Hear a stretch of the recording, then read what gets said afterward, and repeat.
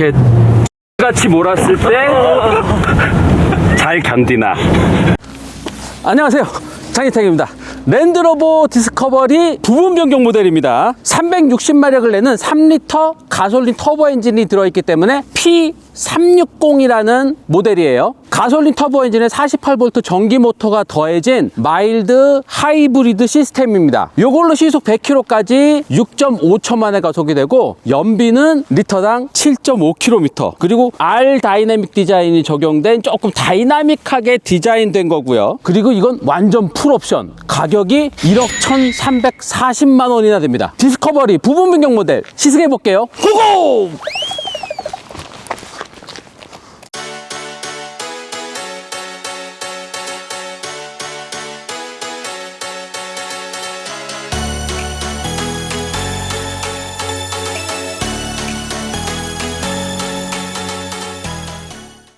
미디어 오토. 요걸 디스커버리 5세대라고 합니다. 근데 저는 그냥 3세대라고 할게요. 왜냐면은 이거는 그냥 랜드로버 측 주장 같아요. 역사를 이렇게 따져보면은 1세대, 2세대가 사실상 같은 모델이고 1세대, 2세대는 그냥 부분 변경 모델이에요. 근데 이거를 디스커버리 1, 디스커버리 2 이렇게 하니까 1세대, 2세대인 것처럼 이렇게 커뮤니케이션이 됐는데 사실상 그냥 통상적으로 보면 그게 그냥 1세대죠.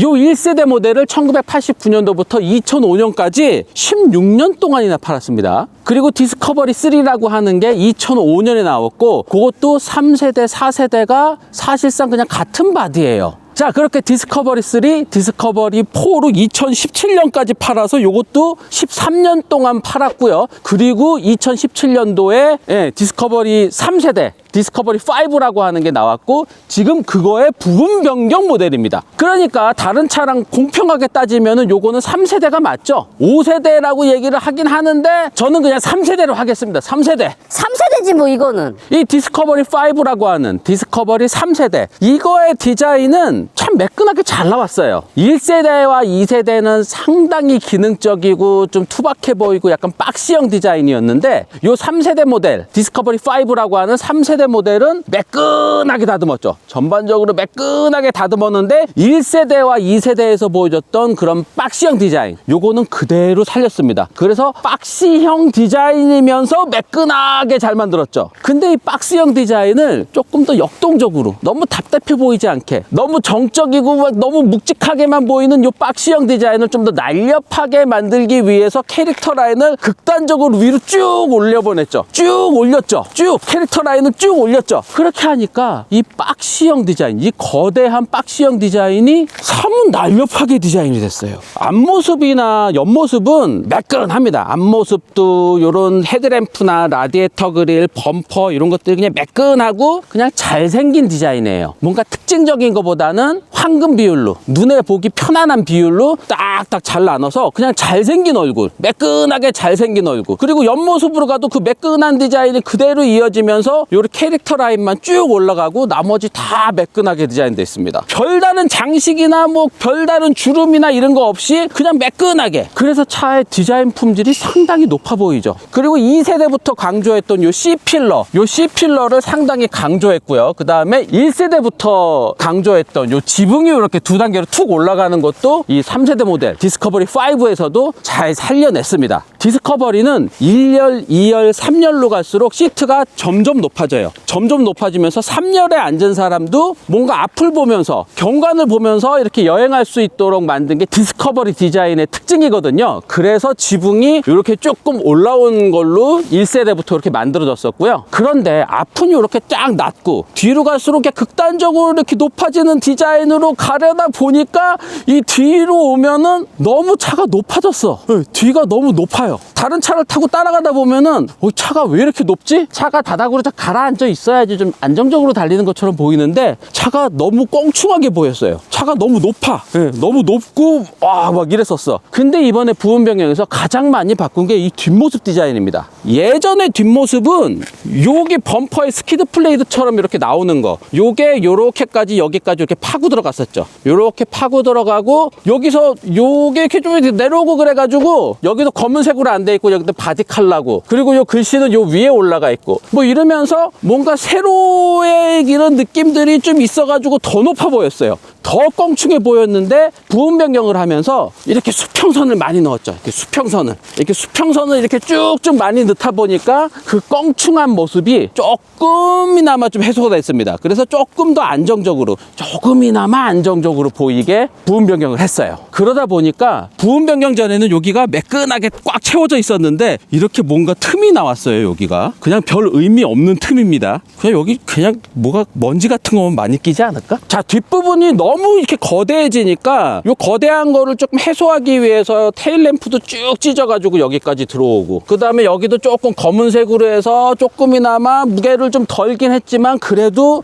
뒤로 가면서 너무 높아져서 뒤가 이렇게 껑충해 보이는 거는 어쩔 수 없어요. 다만 이번에 부분 변경을 통해서 테일 램프를 조금 더 이렇게 수평선을 좀 많이 넣고 다이나믹 턴 시그널, 스르륵 방향 지시 등 이런 것까지 좀 넣으니까 그나마 테일 램프가 조금 더 길어 보이게 안에 그래픽을 조금 만져서 너무 껑충해 보였던 부분 변경 전보다는 훨씬 나아졌습니다. 앞에 헤드램프도 다이나믹 턴 시그널에 좀 여러 가지 기능이 들어간 그런 매트릭스 LED 헤드램프, 그 다음에 주간 주행등도 조금 더 쭉 뻗는 라인으로 해서 조금 더 이렇게 수평선을 좀 더 강조한 디자인으로 바뀌었고요. 범퍼 디자인은 부분 변경 전이나 뭐 부분 변경 이전이나 똑같습니다. 요거는 R 디자인이라서 이렇게 쭉쭉쭉 나온 거지, 이 R 디자인 아닌 거는 그냥 똑같아요. 앞범퍼는 바꾸지 않았어요. 램프만 바꾼 거예요. 랜드로버가 딱히 바꾸지 않아도 될 거는 안 바꿔요. 띠릭띠릭. 실내는 꽤 많이 바뀌었죠. 실내는 일단 여기 기어 다이얼이 있었어요. 다이얼로 되어 있는 시프트 레버였는데 요거를 따깍따깍 하는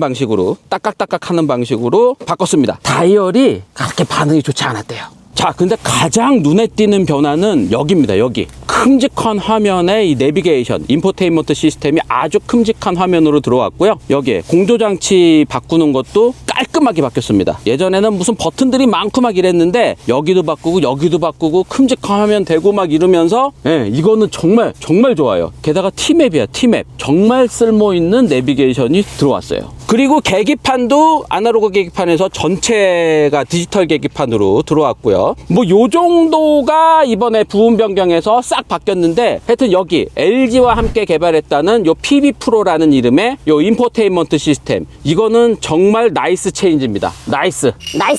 근데 완전히 나이스하지 않은 게 이거 이렇게밖에 못하나라는 생각이 들어요. 자, 이 후방 카메라를 하면 이게 좀 큰 화면으로 보여지면은 좋을 텐데 화면도 크잖아요. 그러면 이게 우리 생각으로 하면 이만해질 수도 있잖아. 근데 예전 거 그대로 가져다 하니까 예전에 요만한 화면 쓸 때, 이렇게 길쭉한 화면 쓸 때를 그대로 가져오다 보니까 이 밑에 이렇게 넓은 화면을 그냥 놔뒀어. 이거 조금 해가지고 잘 안 보여요. 이거 좀 큼직하게 해줬어야 되는데 요게 조금 아쉬워요. 근데 이런 거는 정말 잘했어요. 이런 거는 방향 지시등도 나와요.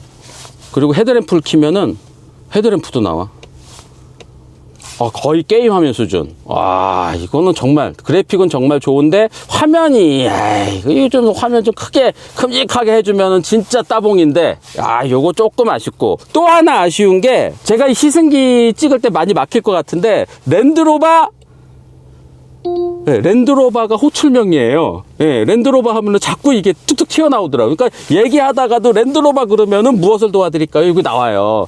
이거 오늘 시승기 할 때 많이 방해될 것으로 예상이 됩니다. 그리고 뭐 근데 이런 거는 정말 잘했어. 여기에 이런 비밀 수납 공간, 여기다가 딱 여자친구 이렇게 목걸이 막 딱 해가지고서는 딱 해서 목걸이 딱 주면은 그냥 청혼 성공이지 그냥. 그리고 뭐 휴대폰 충전구라든가 뭐 이런 것들 다 뭐 빠짐없이 잘 만들어 놨습니다. 수납 공간도 뭐 괜찮고요. 자, 여기 뭐 수납 공간이나 이런 거는 뭐 기존 거랑 똑같아요. 이렇게 열리는 수납 공간도 있고 이렇게 열리는 수납 공간도 있고, 뭐 수납 공간은 여기저기 많습니다. 원래 큼직하게 이것저것 잘 해서 잘 만든 차라서 뭐 크게 불만은 없습니다. 자, 여기서 요 정도로 앉아서 운전을 해가지고 왔는데 요 상태 그대로 뒤로 가면요, 요 정도입니다. 요 정도. 뭐 공간이 널찍해요. 뭐 팔걸이 이렇게 앉으면은 괜찮고, 등받이 각도 조절이 이렇게 돼요. 이렇게 가장 세운 상태 눕히면은 여기까지 눕혀지는 거. 조금 더 눕혀지면 더 좋았는데 요거 조금 아쉽습니다. 그리고 이번에 부분 변경하면서 원래 에어컨 선풍구가 요 사이드에 있었는데 요거를 여기로 옮겼어요. 그러면서 여기 조절 장치가 요게 상당히 좋은데, 요게 이제 온도 조절을 하는 것이기도 하고, 요거를 당기면 바람 세기 조절 조절, 밀면 열선, 그리고 통풍 시트도 있으면 이렇게 하면 통풍 시트도 되는데 그거까지는 안 살렸어요. 앞좌석에도 통풍 시트가 없습니다. 통풍 시트는 이거는 우리나라 사람들은 모닝에도 있는데 경차에도 있는데 이 1억이 넘는 디스커버리에 통풍 시트가 없어. 아, 이거 영국은 추워서 없대는데 이거 걱정됩니다. 통풍 시트가 없다니. 우리나라 사람들은 엔진은 없어도 통풍 시트는 있어야 되는데. 자, 그리고 3열 시트도 있어요. 이 뒤로 가는 게 쉽진 않아요. 이렇게 접은 다음에 여기를 못 들어가잖아. 그리고 이거를 이렇게 해서 앞으로 밀고 그리고 들어가야 돼요. 이렇게 들어가면 요 정도. 그러니까 뒤에 앉을 수는 있어요. 뒤에 앉을 수는 있고 성인이 앉기에도 뭐 괜찮아요. 네, 그래서 3열 시트가 성인도 아주 편안하진 않지만 그래도 어느 정도는 앉을 수 있는 공간이 나온다. 쿠션도 뭐 아주 좋진 않지만 근데 맨 뒷좌석은 인조가죽이구나. 맨 뒤에는 인조가죽이에요. 앞좌석은 천연가죽인데 요 2열 시트까지는 천연가죽인데 3열 시트는 그렇게 많이 앉는 의자가 아니라서 그런지 같은 색깔로 매칭은 했는데 인조가죽입니다. 헤드레스트까지 편안하게 앉을 수 있다. 그런데 에어컨 송풍구는 3열에 따로 없고 그리고 여기에 뭐 USB나 이런 것들 수납 공간 이런 것들은 잘 갖춰놨어요. 여기에 뭐 컵홀더도 놓을 수 있고 뭐 여러 가지 수납도 할 수 있게 3열 시트도 꽤 앉을만하게 구성을 해놨고 여기 위에도 유리창으로 이렇게 뚫려 있기 때문에 개방감이 좋습니다. 그래서 디스커버리의 3열 시트는 어른도 태우고 어디 여행 갈 때도 괜찮다. 디리릭 랜드로버 디스커버리 부분 변경 모델 P360 모델입니다. 가솔린 터보, 그 다음에 48V 전기 모터가 붙어있는 명령을 이해하지 못했습니다. 랜드로버. 명령을 말하세요. 랜드로버 하면 랜드로버가 이 호출볼에서 우리 누님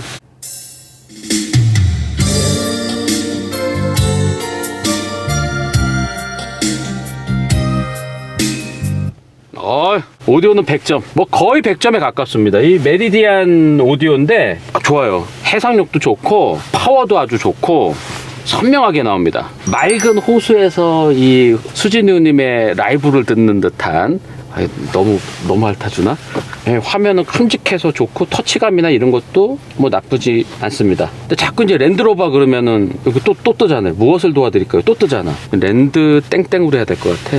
디릭 주행 모드 다이얼이 여러 개가 있어요. 여기 이제 에코 모드가 있고 그 다음에 요거는 그냥 컴포트. 그 다음에 스포츠 모드는 따로 없고요. 스포츠 모드를 하려면은 변속기를 한 번 더 하면은 여기에 S가 되는 게 그냥 스포츠 모드인 것 같고요. 그 다음에 뭐 이제 뭐 자갈, 진흙, 모래, 바위, 암석, 도강 뭐 이런 것들이 있어요. 엔진 오토 스톱 앤고 요거 껐다 켰다 하는 거라든가 다이나믹 스테빌리티 컨트롤 요런 거 껐다 켰다 하는 것들도 있습니다. 뭐 다양한 오프로드 기능이 있는데 요거는 다음에 차를 빌려서 오프로드를 갈 때 자세히 말씀드릴게요. 이게 지금 너무 새 차를 저희가 받아서 이게 오프로드를 가서 차를 막 좀 아무래도 손상이 될 여지가 있기 때문에 오늘은 온로드만 시승을 하고요. 오프로드 시승할 때 이 기능은 보여드리겠습니다. 그리고 뭐 이런 기능도 있어요. 그냥 어라운드 뷰 모니터가 아니고 이 차를 투명으로 보여줍니다. 앞뒤 양옆에 있는 카메라가 이렇게 읽으면서 가는 것들을 이렇게 계속 연결시키면은 이렇게 차가 투명한 것처럼 보이게 되거든요. 그래서 오프로드 갈 때 또 이게 차가 투명으로 나오기 때문에 더 유리할 수도 있어요. 근데 이제 다만 안 좋은 거는 작은 화면 때 만들어 놓은 거를 그냥 활용하다 보니까 큼직하게 이렇게 좀 해놨으면은 내가 100점 주려고 그랬는데 요거는 그냥 65점. 하여튼 요런 거는 유감입니다. 오늘은 온로드만 달려볼 거니까요. 컴포트 모드만 놓고 시속 30km로 가보겠습니다.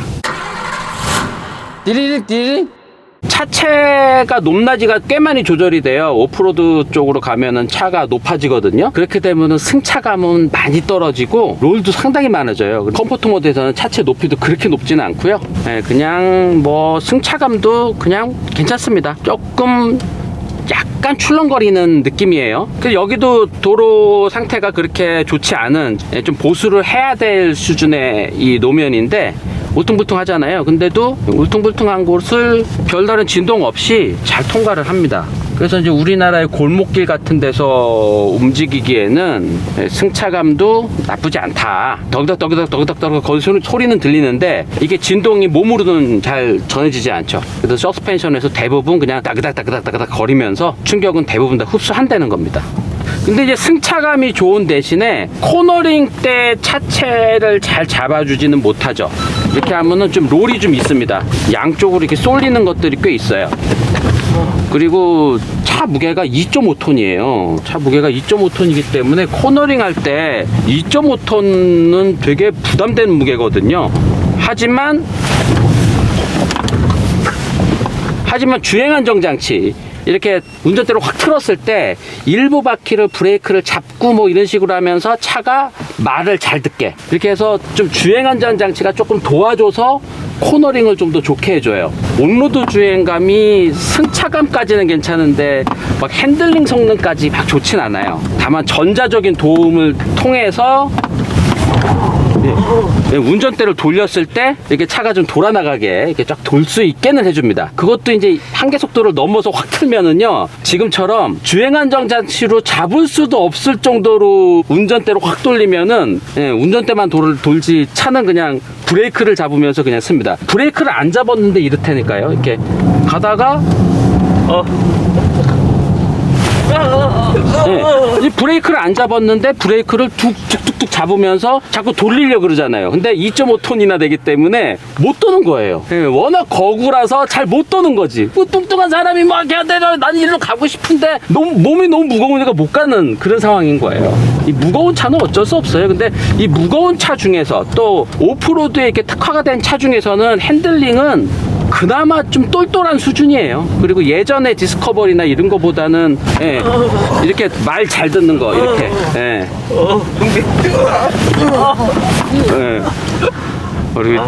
우리 신입 인턴들 오늘 시승기 어떻게 찍는지 한번 보러 왔는데 환영합니다. 이렇게 하는 거야. 이렇게 이렇게 해서 나오는 거야 이게. 이런 거 이렇게 나 할 줄 알아야 돼. 이런 거 나 견뎌야 돼. 우리 미디오토의 마지막 관문. 이렇게 지랄같이 몰았을 때 잘 견디나. 대부분 여기서도 많이 떨어지더라고. 이렇게 오바이트를 하거나 좀 세단 같이 이렇게 좀 안락한 뭐 벤츠 S 클래스나 이런 거 시승할 때 왔었으면 오늘 이게 날 잘못 잡았어. 랜드로버를 시승할 때 뒷좌석에 타가지고 이거를 체험을 하기 때문에 잘 참아야 됩니다. S클래스도 힘들 것 같은데. 오늘 백기훈 딱 와가지고 타이칸 딱 견뎠잖아. 먹고 살아야 되니까. 띠릭띠릭. 과속 방지 턱을 시속 60km로 이렇게 그냥 좀 넘을 때도 별다른 충격은 없습니다. 경차로 넘을 때는 거의 부서질 정도거든요. 근데 이 정도면은 승차감은 상당히 잘 만든 차예요. 고급차 느낌은 나요. 2.5톤이나 되는 이 거구가 갑자기 앞에 박스가 나타났다. 그러면은 이거는 좀 고민을 하게 될 것 같다. 이거는 피해 나갈 수도 있을 것 같아요. 그리고 일단 승차감은 일단 좋고, 승차감은 상당히 좋고. 근데 여기서 박스가 나타났다. 박스! 핸들링은 좋아.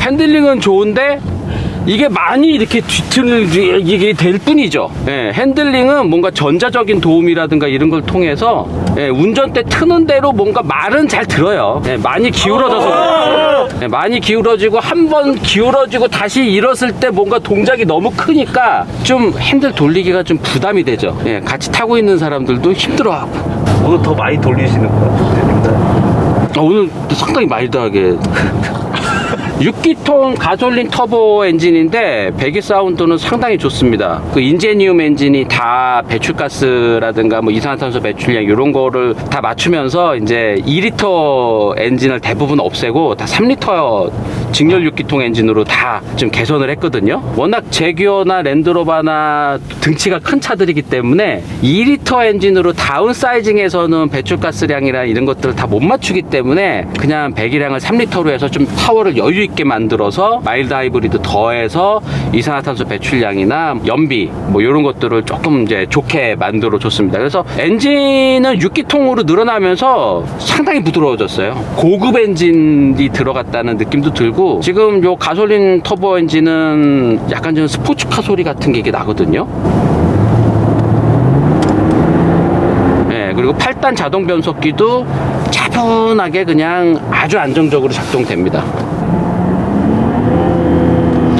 이제 다운시프팅 되는 게 조금 둔한 느낌은 있어요. 다운시프트는 좀 이렇게 둔하게 먹네요. 자, 여기서 스포츠 모드로 하고 시속 100km까지 가속을 6.5초라고는 얘기를 하는데 지금 우리 육중한 우리 직원들도 타고 있고 그렇기 때문에 아마 중량이 닿으면은 한 350km 될 것 같아요. 350km를 태우고 했으니까 한 7.5초, 한 1초 정도 더 많이 나올 것 같긴 한데. 자, 하나, 둘, 셋.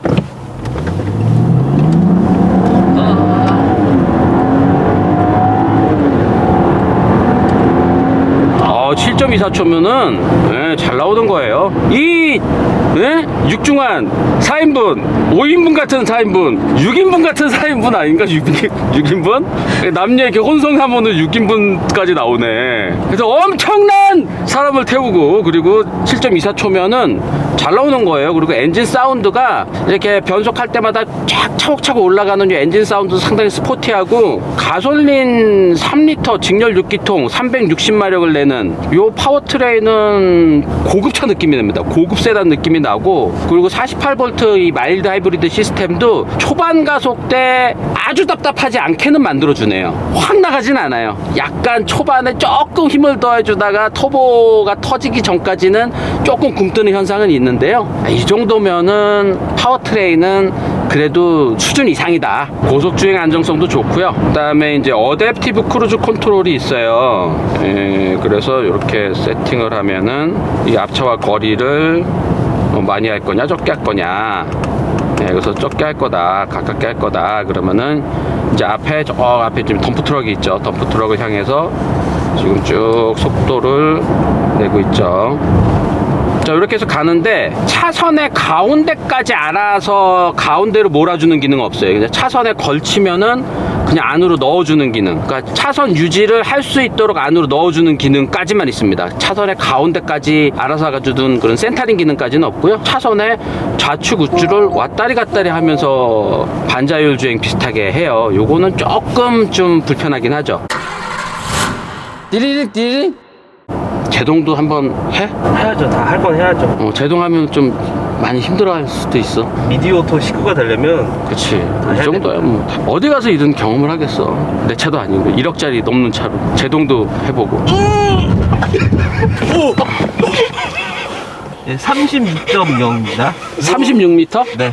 제동이 의외로 괜찮네. 제동이 그냥 팍 꽂히듯이 먹어요. 제동 자세도 괜찮고, 다만 이제 서스펜션이 좀 푹신푹신하기 때문에 노즈 다이브 되는 현상이 이렇게 좀 있어요. 그러니까 차가 이렇게 가다가 이렇게 쓴다는 느낌이 들어. 이렇게 섰다가 딱 쓰고 나서 딱 올라오는 그 동작도 있잖아요. 좀 무게중심도 높고 차체가 좀 높은 차다 보니까 앞에가 쭉 다이브 되는, 이렇게 딱 밑으로 가라앉는 그런 급제동 때 노즈 다이브 현상은 조금 있습니다. 61. 도로에 이 노면에 있는 여러 가지 굴곡이라든가 이런 것들을 워낙 초광폭 타이어가 4개가 다 껴있기 때문에 소음은 조금 올라오긴 해요. 바닥에서 조금 올라오는 소음이 조금 있습니다. 근데도 여러 가지 뭐 바람 소리나 이런 것들이 차체가 상당히 큼직한 커다란 SUV임에도 불구하고 바람 소리나 이런 것들은 상당히 억제를 잘 했어요. 레인지 로버를 하면은 이거보다는 훨씬 더 편안하긴 합니다만, 디스커버리도 예전 같진 않아요. 디스커버리도 꽤 고급차가 됐어요. 구형 레인지로버 정도의 고급감은 충분히 느껴지네요. 띠링띠링. 자, 저희 오늘 디스커버리 부분 변경 모델 P360 3리터 가솔린 터보 요 모델 몰아봤는데, 랜드로버 신형 디스커버리 중에 가장 비싼 모델이에요. 1억 1,340만원짜리를 몰아봤는데, 이 인포테인먼트 시스템을 개선하면서 큼직한 화면 들어간 거는 정말 좋습니다. 근데 이 호출명이 랜드로버로 한 게, 이 호출명을 좀 더 난해한 걸로 해야지, 랜드로버 차주기 때문에 주행하면서 랜드로버 이 얘기를 많이 할 것 같거든요. 그럴 때마다 계속 얘를 부르게 되면은 운전하시는 분이 약간 화가 나지 않을까? 그리고 T맵 들어간 거는 정말 좋고요. 뭐 기존에도 T맵이 들어가 있긴 했지만 훨씬 더 큰 화면에서 이 T맵을 보니까 활용도는 상당히 좋습니다. 랜드로버 신형 디스커버리 시승 느낌 여기까지만 전해드리고요. 조만간 또 다시 빌려서 또 또 왔어. 네, 조만간 다시 빌려서 정확히 이해하지 못했습니다. 네. 명령을 말하세요. 네, 조만간 다시 빌려서 오프로드도 한번 달려볼게요. 오늘 오프로드까지 가려고 했는데 비도 조금 오려고 그러고 오늘은 여기서 끊도록 하겠습니다. 조만간 오프로드를 가서 이 디스커버리의 진 면목을 또 보여드릴게요. 오늘은 여기까지 끝!